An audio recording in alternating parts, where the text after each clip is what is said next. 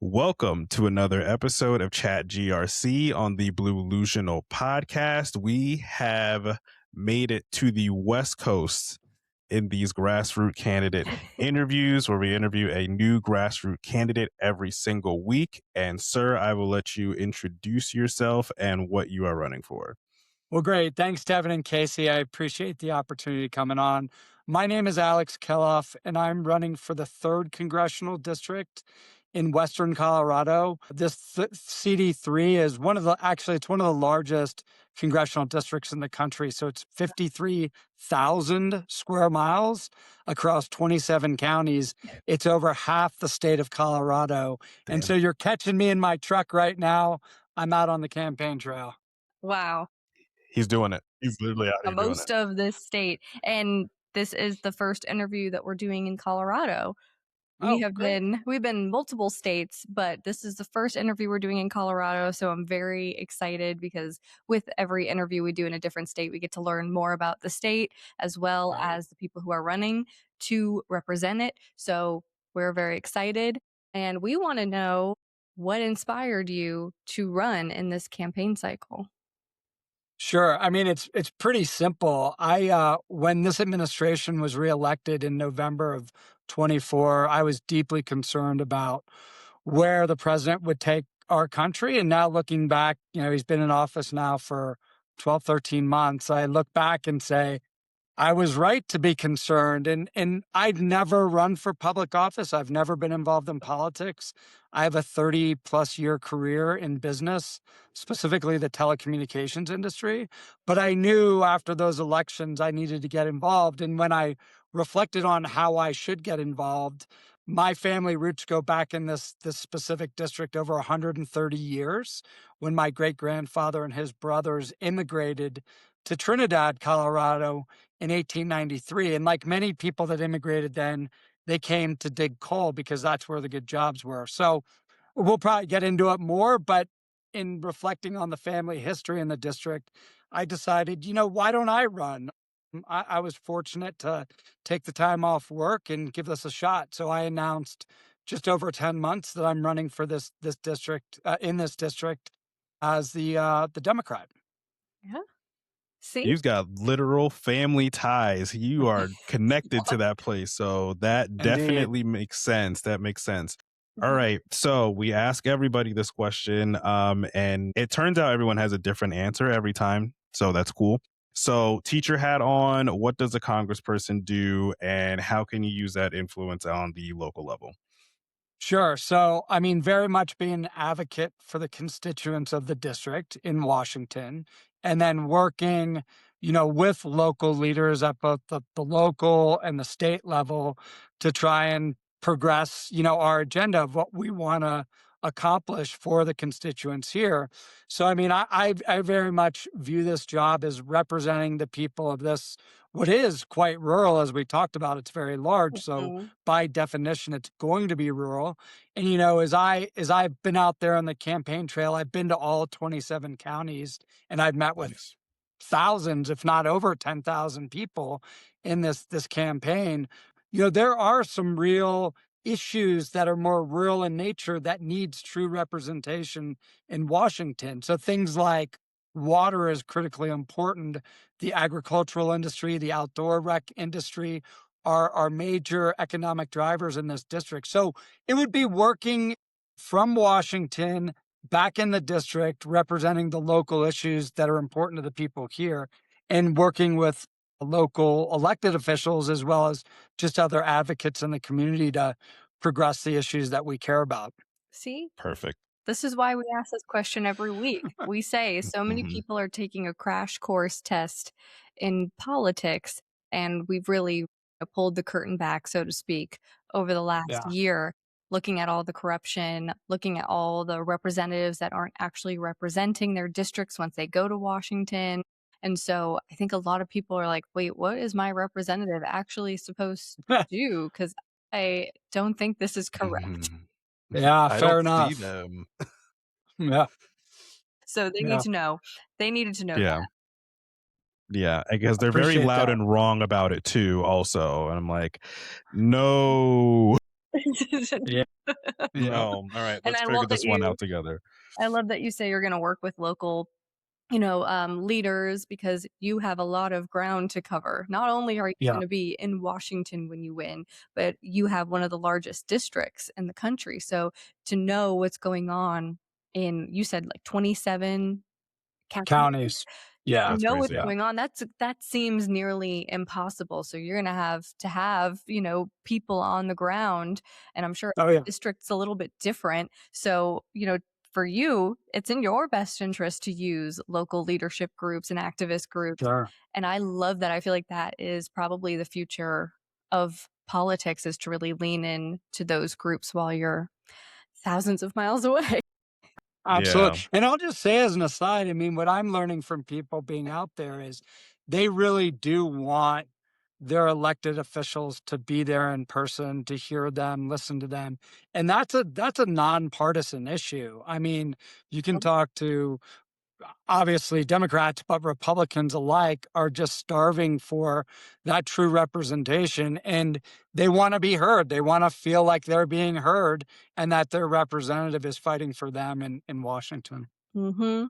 Yes, Yeah. and we since this is the first time we're talking to a candidate running in Colorado, and again, you're covering a lot of land, we wanna Sure. know how constituents that you're talking to have been affected by this administration. We're 13 months in, so what are they telling you? What are you seeing? Yeah, I mean, there's so many different issues. I think one of the ones I hear most about is rural healthcare and rural hospitals because the incumbent, whose name is Representative Jeff Hurd, who's the Republican incumbent Republican here, he voted for the One Big Beautiful Bill, HR1, and that guts Medicaid. And when you look at our rural hospitals, of which we have a number, we have the most in any congressional district in Colorado, and we have some of the most, I think, across the country. It guts Medicaid, and Medicaid makes up about 60 to 80% of rural hospital budgets. So, I mean, there's just a very tangible, concrete example where, that piece of legislation has severely hurt the constituents in this district with access to not just affordable care, but frankly, life-saving care. If these hospitals close, of which they are at risk of closing, at least some of them, then it really is a life or death issue. You may have to drive 2 hours, 3 hours to get critical care if you need it. So there are many other, obviously, ICE actions because the agricultural industry is large in this district. We rely on immigrant labor that come here oftentimes legally on H-1B visas, but those are Yeah. harder to get for the farmers and ranchers today. So I could go on, but those are Mhm. some of the more tangible examples that the constituents are feeling. And you touched on water too, clean drinking water, which I know kind of gained some traction because Lauren Boebert was trying to pass a clean water drinking bill that, Yep. Trump ended up vetoing because he's mad at Yep. her about the Epstein files. So, you know, that kind of came to light. Is that like a across the board throughout your district's issue? Is it a whole statewide issue, clean drinking water? So that issue in particular affects Southeast Colorado, which Mhm. is primarily in my district, but it's also in Congressional District 4, where Lauren Boebert is the representative. I would say other actions outside of that this administration has taken, things like gutting solar, wind Yeah. power, of which we have a lot of, particularly solar in the district, and it's making it harder to erect new solar farms, of which we need that utility energy to put on the grid. You see in the background right here, I'm up near Gunnison, Colorado today, Mhm. and it still should be more or less the dead of winter. You don't see any snow on the ground here. No. So water issues are huge, and there's a deep concern, regardless of how you feel about climate change or where you stand politically, that we are risking that changing the climate, not introducing more solar, wind, clean energy. This administration is trying to keep coal plants open, two of which are in my district, Craig, Colorado, and in Pueblo, Colorado. So there's a real concern around water just in general, and you can see we're having one of the driest winters on record, and it's really going to affect the ag industry, the outdoor rec industry, as well as we're going to be at very high risk for wildfires this summer, of which Oh God. we always see some, but I think this summer is going to be very worrying. Oh Oh boy. gosh. And with the cuts. And are you guys getting hit by the data center storm? There's some talk about data centers in the district, not a whole lot. I mean, I think I know a bit about data centers. I've been involved in that industry Mhm. for a long time, in part, and I am not supportive of data centers in this district. It just doesn't make sense. One, because we don't have the water, and two, That's there are why I asked. better climates and geographies suited for data centers, and it's not this one. It is an ongoing conversation, but it's less of a potential economic driver in this district rather than, I don't know, West Texas or somewhere like that. Yeah. Mhm. Excuse me. All right. So this can be a follow up to the last question. So, while you're out hitting the 27 counties, you're talking to the people, and then, of course, you're running into different minorities. So, what are you hearing, like, as far as the Latino community and then also the Black community when you're running into them? And then, like, what is your plan to, like, be building coalition to, like, lock down those groups? Yeah, so the Latino Hispanic constituent has a very large block in this district. It's about 25-26%. So it's Oof. huge. The other minorities are much smaller in nature. So Hispanic is really that just where the population is, if you will. So you Mhm. can imagine, I mean, many are very concerned about ICE actions. But other than that, they have the same concerns that everyone else has. They want affordable healthcare. They want access to good education. They want to be able to buy a house with a yard and a garage where the dog can run around and they can raise their kids. And they want, to be able to live in the communities they work. So by and large, the concerns that they have and their priorities are no different than anyone else, regardless if they're in the minority or not. But those are the things I hear as I crisscross the district, and that voting block and that constituent block is quite important to the Yeah. district. Mhm. Yeah. That's a large 25%. That's population. Yeah, it's huge. large. Mhm. That's Yeah. huge. Mhm. Wow. Um, yeah, I think that we're seeing it so much now that that minority groups are, I think can be overlooked. And I think that it's important to meet them where they're at, because I do think they're going to have concerns that, you know, white people are not going to have. And I think, like you said, for the Hispanic community, a lot of them are scared of ICE. And at this point, we know it doesn't matter whether you're a US citizen or not. So Yeah, it should be a totally. concern across I the have board. I mean, I have numerous stories about unlawful ICE actions against American citizens, right? Mhm. And Mhm. illegal detentions. I should also mention, and I should have mentioned it, is the Native American community as well, Mhm. because we have we do have some communities here, tribal nations Yeah. in the district. And while they are concerned about many of the same things we just talked about, there are obviously some unique aspects that they have because they're on tribal land, and Yes. so they're an important constituency as well. Mhm. Yeah. And they're trying to violate their, you know, tribal lands as well. Yeah, Yes. absolutely. A lot of them want that protection, especially for the Yeah. land. But we know that you had told us that your career has been in business. So we want to know, tell us about your experience in investment banking and investing in infrastructure, and how that you're going to tie that in to help you in Congress. Sure. So I grew up in the mid 90s, and that was when the internet was taking off, right? So I was Yes. always Yeah. fascinated I remember. by this idea that if you had access to the internet, it didn't matter who you were, how wealthy you were, where you lived. It was a great leveler. You had access to all of the same information. And so that always fascinated me. And so I went into the telecommunications industry. I started off on the IT technical side as a network engineer. At one point, I actually worked at the Pentagon with the US Marine Corps, working on classified systems. I held a top secret clearance. Then I moved into um, more like business consulting, if you Yeah. will, in the telecoms industry. Went off, got my MBA at business school, ended up in New York and worked in investment banking for 14 years, where the last number of years that I was there, I was running a global investment banking group in the telecommunications industry.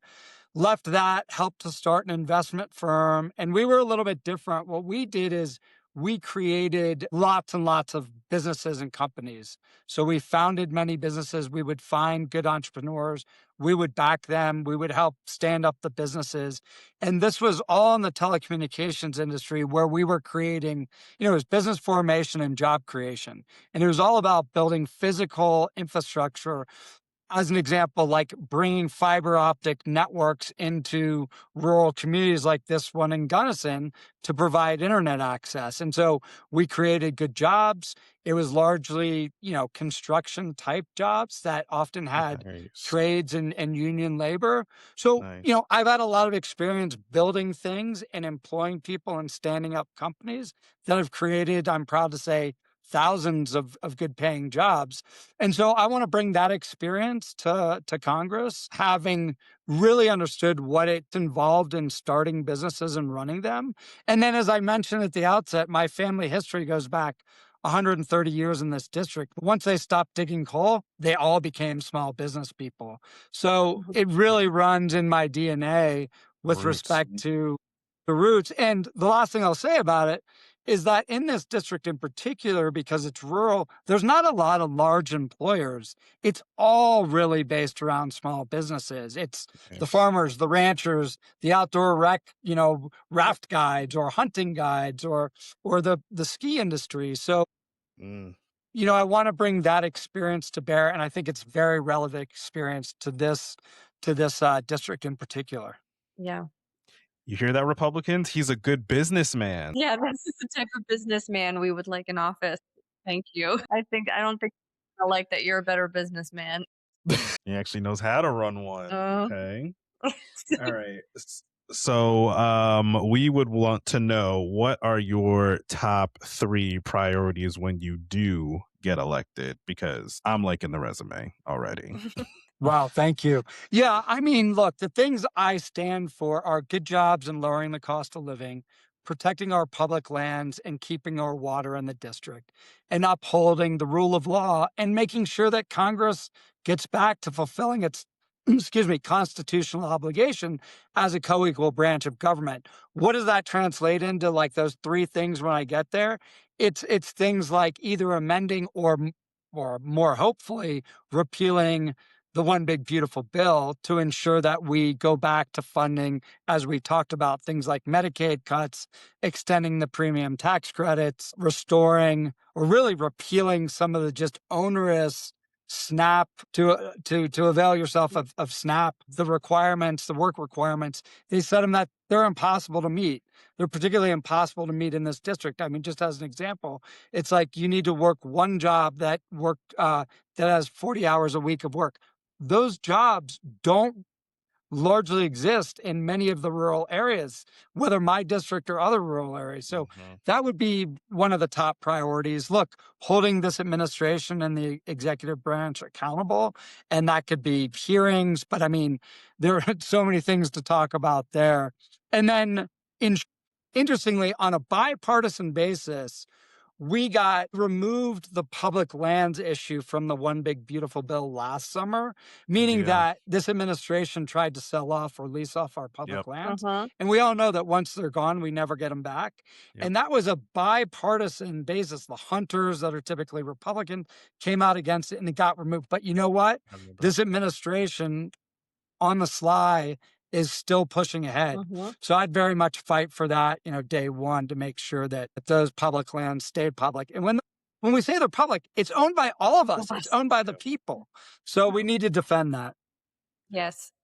And I See, remember that I too. think I'm loving the candidates that we're interviewing coming at their three priorities in a realistic light because we say, as much as we all want free universal healthcare, and that should be the goal, or, free education for all, that should be the goal. But what realistically are you might be able to do in your term. I like that kind of those are my priorities because I Yeah. know that they're doable. So to you, it's like, we need to repeal this terrible bill, the big Yeah, terrible bill. yeah. We need to make repeals to it. And then once we start fixing those things, then we can hopefully get to a Mhm. place where we can talk about. You're absolutely right, That Casey. helps That's bring how us I'm there. thinking about it. Let's, like, do the triage we need day 1, Yeah, but longer term, we need universal healthcare.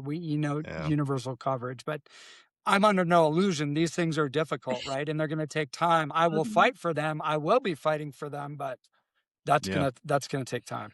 Yeah, we gotta yeah, be a yeah. little realistic with. Yeah, yeah, like, we want it, but there's no universal healthcare button that we can push, and then, like, "Alright, Exactly. we got the house back, everybody Right. But what we can 24/7." do is we can reinstate Medicaid, we Yep, can reinstate reasonable requirements for SNAP.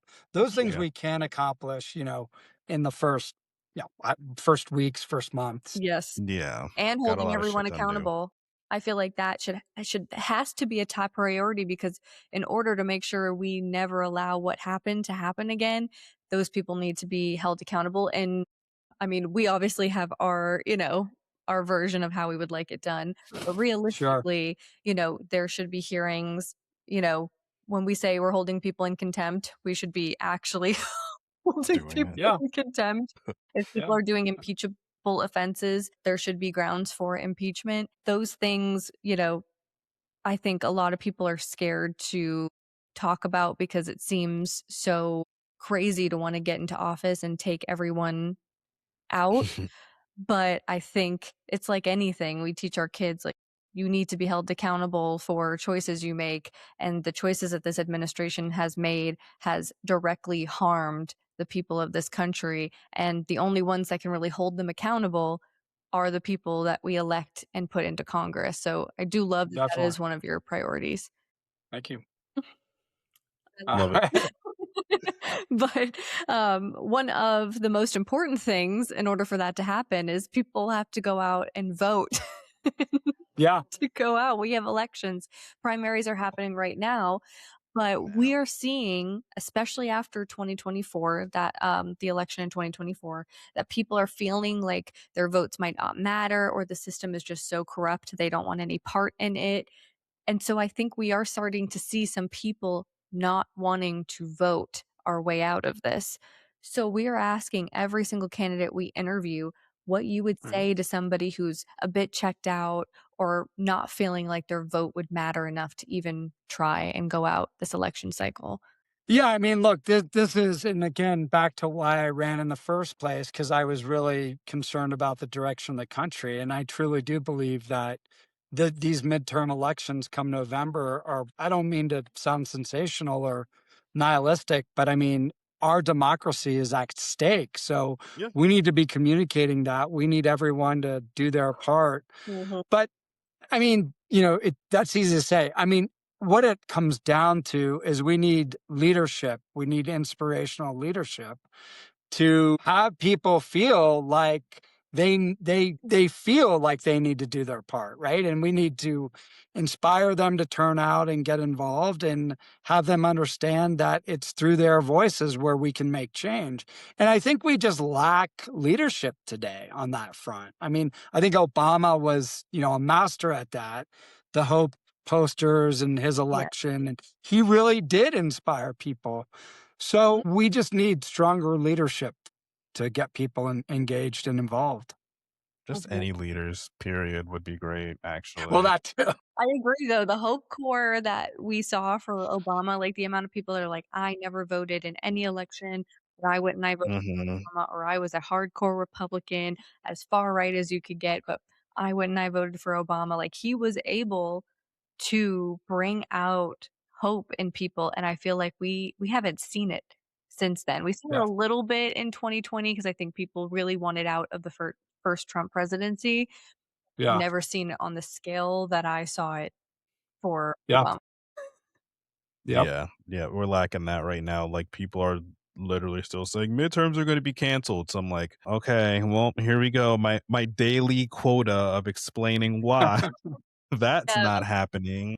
Yeah. everybody thinks we're going to So, war. He's gonna declare martial law. We're gonna go to war with Iran, and there's gonna be no elections. And a lot of people, it comes from a place of just not understanding, you know, mhm, in any sense, why would you need to understand that there are elections during martial law? We've never experienced that in a lifetime, but Right. I think Right. people are really scared, and it's easy to just say, "He's gonna find any way to stay in office. He's gonna mhm. cancel all the elections," but then it takes away from the fact that we can vote our way out of this, and Absolutely. we need to vote our way out of this. We're begging you to show up. Um, all right, but we are at the fun portion. I think you're gonna have a solid pick. If you're running for president, who's your dream VP, living or dead? Yeah, so I saw this and thought about it, and my answer, although I'm sure there are many people, right, that I would be honored to have as VP. So I think it's Governor Mikey Sherrill from New Jersey. She is a close friend. I've been friends with her for over Oh, 20 years. I know her and her family very, very well. Uh, I mean, just a great person, very Mhm. smart, just crushed it in her gubernatorial race. love her, But I'd be love her, happy to be her VP. love her. I See, I know, Yeah, knew right? you'd have a Either solid way, you pick. flip it. And yeah. I'm a Jersey native. Tell Mikey I said hey. All right. Well, we'll I've do. never seen anyone the night of that election, Devin was like, "If you guys fumble Mikey Sherrill, I am disowning the state of New Jersey. It won't exist." Well, you guys came through. You came Thank through big. God. I was gonna lay down just in the street if they messed that one up. I was worried. Yeah, New I was Jersey very was gonna worried. I was cease to sweating. exist. Devin's eyes, it Yeah. was just gonna go, like, to New Mhm. York. It was there was I was having a But bad time I'll that night. say part of the reason I said her as well, and it was a reflection of her win was Mhm. like she went out there and busted her ass, Oh, right? Like yes, she right? did. she did the work and left nothing to chance. And we're trying to emulate that as well. So I And know. she's coming through on the stuff she's promised. Like, she's Day got to 1. work. Day yeah, 1 She said utility freeze now. now. yeah, Yes. yeah, They yeah, that I think because there is now a standard that I think has never been there before. This is the first time I'm seeing it where we're like, we are electing these representatives, we're electing these politicians, and we are going to watch them from day one and see what Mhm. they do. And we see it with Mikey Sherrill, we've seen it with yeah, Banberger, we're seeing yeah, Yep. it with Mayor Mamdani, that everyone is now holding them accountable. Like we voted for yeah. you, and you need to start working day Mhm. one. And so I think that we are entering a new phase Mhm. of politics, and I'm loving that these candidates are up for the challenge. I'm loving Yeah, seeing they're Mikey setting the Sherrill like, bar. "You got it. Day 1, here I go." Yeah. And There's that frankly, I think look at Trump, right? Like the voters that supported him, he said, "Oh, America first, Day 1. no more wars." I mean, he's gone back on all of the promises every that he single one. made to his supporters. Who could And have seen Jeff that coming? Hurd, the guy that, I'm running against right now, it's the same Mhm. way. Like Mhm. he followed Lauren Boebert and people were sick of Boebert here. So he won because he shaped himself, he fashioned himself as a moderate Mhm. Republican. But then you look at his votes, one big beautiful bill and otherwise, Mhm. like people are sick of it, and they are I view it as my job to hold his name's Jeff Hurd, hold Hurd accountable and make sure people understand like what he stood for, regardless of what he said when he campaigned. Mhm. And Yep. that message is really resonating. Yeah, we're Hell seeing the yeah. flip-flopping. We're seeing a lot of people who, even on the Democrat side, the John Fettermans, and we're like, Oh, yeah. What is happening?" So I think, yeah, that's why there has to be the standard of, like, holding our politicians accountable, and Mikey Sherrill is just chef's kiss for her first couple months in office. I'm She's excited. got Yeah. other people looking at their representatives now, and they're like, "Hey, why aren't you doing what her and Yeah. Spanberger and Mom Domney? Why aren't you doing stuff? Right. Yep. Yep. You're right. You're absolutely right. Where's the Well, stuff?" I think we have one of the hardest questions you're gonna have to answer today. I mean, I don't know. You're still on your campaign trail. You might have harder questions to answer. But All right. this one is a would you rather. You basically have to pick between all the terrible, evil Mhm. politicians, which you would rather. So, who would you rather listen to give a briefing on a foreign invasion? Marco Rubio or Pete Hegseth? I mean, that's easy. It would be Rubio. I mean, that's not a high bar, but I It's not. mean, uh, yeah. It's See, now burned right now. the visual I have of Hegseth in my head now, though, is just Jost on SNL. So, like, I don't see him as like an actual person anymore. Like, he No. is like a He is a caricature of caricature himself. for Yeah, sure. he's Marco just, Rubio seems to be very unsure of everything he's saying anymore, and it my seems like God. everything he does, he frames it as a question. The lies are I eating just, him. I can't wait whenever the right point in time is, if he's running for president, of that picture of him in the Oval Office with Zelensky, and he's like, whatever. I can't do my best impression, Yeah. but that's the vision I have of him. That one, and was it Vanity Fair where he's just in the corner just Yeah. staring at his shoes? Yeah, those two are oof, those are going to be in the books. Those two Yeah. pictures. For I'm sure. Yikes. actually For jealous sure. we haven't gotten a Marco Rubio, questioning, that we haven't Yeah. really questioned him, because I feel like he would immediately fold. His will be for the war crimes. Those are coming. His Uh, are for the yeah, he's going to have a tough time. He's going to have a tough time. All right. So, we tell everyone we're going to visit them when they win. I don't know how doable it's actually going to be, but we're going to It's the make an goal. attempt, I guess. Yeah. So, when we do, what is your hidden gem in Colorado? so there are so many just amazing, cool small towns. I mean, you couldn't name them all, but places like Creed or Lake City, Salida, which is actually not in my district, but it's on the edge. These are just amazing small towns. I mean, I think it really are those small towns are amazing Yeah. gems, and they all have something to offer in their own right. But you'll find fewer, more beautiful places than this district overall. But just just these small towns that really attract a lot of people. I mean, there's a reason why outdoor rec and the ag industries are the two big economic Mhm. drivers here. And outdoor rec, it's because people come to these towns, right? And the Mhm. surrounding public Yeah. lands. And so you guys come out here when we win, and yeah, I'll take you to Creed, Lake City, Nice. Mancos, Cortez. Okay. And there are a Okay. lot of great places. Okay. Gonna have to get over that jet lag first, though. I did not Yes. do well in Boise. Plus, you mean you've lived in New York, and when you were in New York, were you in the city? Were you in like New York City? I was, So yeah. you're in the I worked in city, the you've city. worked at the Yeah. Pentagon, so you've Mhm. been all over the place, but you were called to come back to Colorado. So obviously there's a Yeah. lot of special things about it where, you've Yeah. seen big cities and I'm sure traveled all over, and you I've lived in Spain, France, Hong Wow. Kong, Saudi Arabia. I've lived all over the world, and this is home. That's crazy just how your roots call you back. right? Yeah. That's Right. amazing. And That's how, awesome. because it's so big from like one side to the other, how long is like the drive?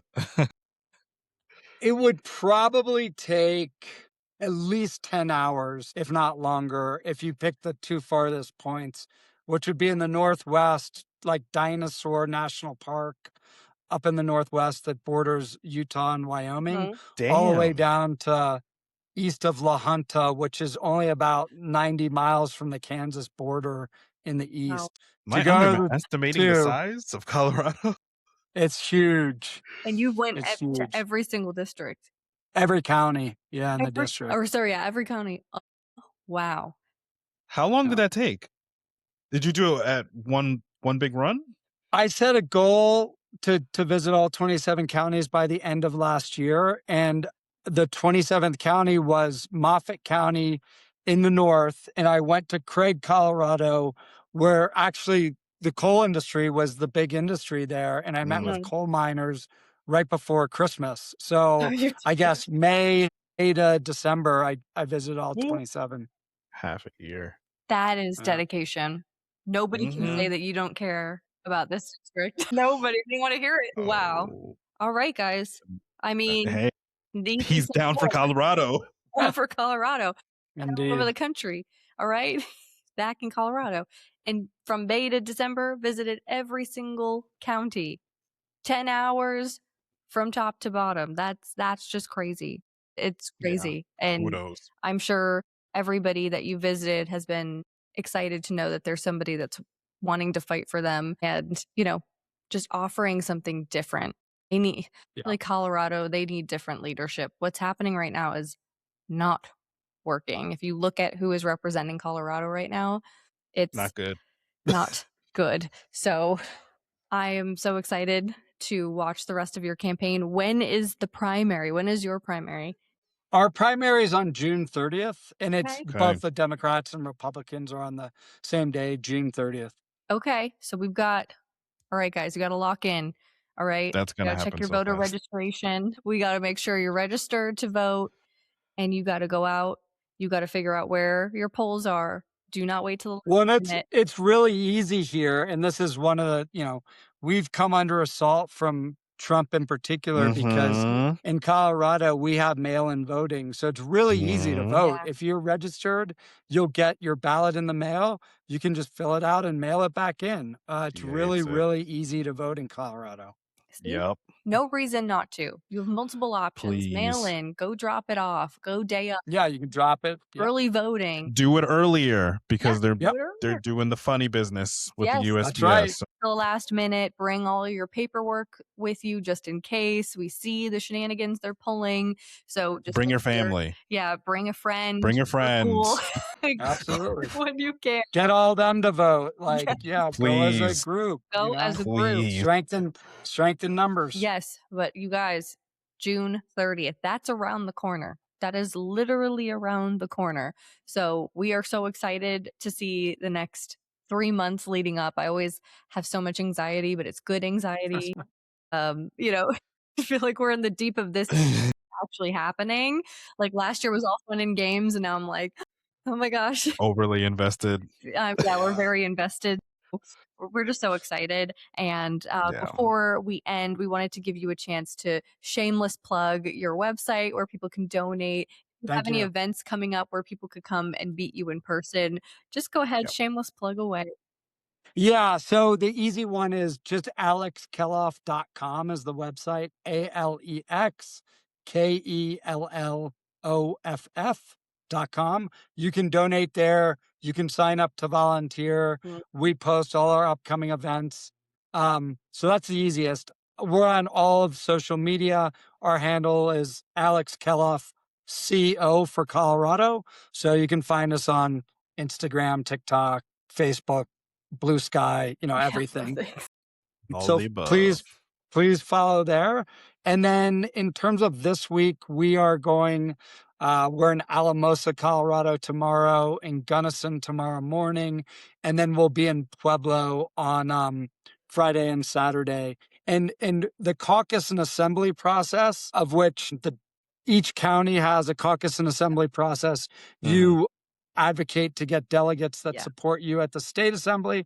The Right. final counties, I think there's 4 or 5 that will complete this weekend, with the big one being in Pueblo. So we'll be in Pueblo on Friday and Saturday for Wow. that. He's all over the place. He's everywhere. He doesn't Mr. Trying, in his Colorado. car right now. He's on the road, guys. So Mr. please, if Colorado. you are in Alex's district, please go on his website, look at where he stands on all the policies. We talked about a lot today. And then, I'm sure you could email him if you have a very specific you want to ask him, or you can go to any one of his events and meet him in person. He's not afraid to answer questions, guys. So make sure you're Not hard to doing find. that. Get Gotta your do it. polls informed and go to the polls, please, no matter what. We need change. Alex is part of that change. We need good business people in office. and he represents that. Okay. Right. Thank you. This is the way of the future and grassroots candidates. And, they're just also amazing people. And we love having you guys on every single week. And we cannot wait to see. Well, thanks for what you guys Yes. do, helping to spread the word, but also getting people engaged and getting out the vote. Really appreciate what the two of you do. Thank you so much. Thank you. Thank you. Passionate about it. Thank Very. you all for watching this week's episode of Chat GRC. Again, every single Thursday, we are putting out a new episode all the way to November. Okay. Elections are happening right now every day. Make sure you're up to date and make sure you're tuning in every single Thursday. Make sure you follow Alex on all of his socials. It really helps get his name out there too. He's Yep. driving all over. So the least we can do is boost him up on social media. So thank you all for watching. Thank you, Alex, for joining us this week. And we will see everybody next Thursday. Bye. Bye. Thanks, guys.